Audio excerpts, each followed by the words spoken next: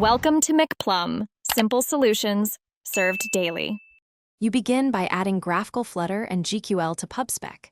YAML so Flutter can speak GraphQL. Next, create an HTTP link pointing to your endpoint and chain an auth link if you need headers. Use these to construct a GraphQL client and wrap it with value notifier and GraphQL provider. Once done, define a query document with the fields you need and build query options to pass variables. This sets up the runtime so you can run your first query and get typed JSON responses quickly. Now you execute operations. Use the query widget for UI-friendly reads or call client. Query for imperative usage.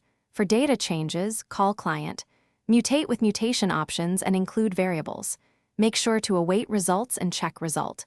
Has exception first, then read result. Data. Manage cache policy to control network versus cache behavior. Also, use refetch queries or update cache manually after mutations so UI stays consistent.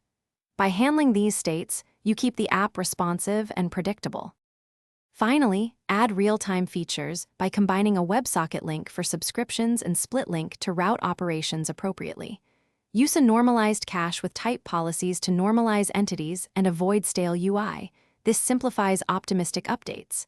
Implement retry logic and a token refresh flow in your auth link so auth failures recover automatically. If something breaks, inspect result. Exception. GraphQL errors and network errors. Then clear cache and reproduce the failing request. That one troubleshooting step often reveals mistyped fields or auth header issues.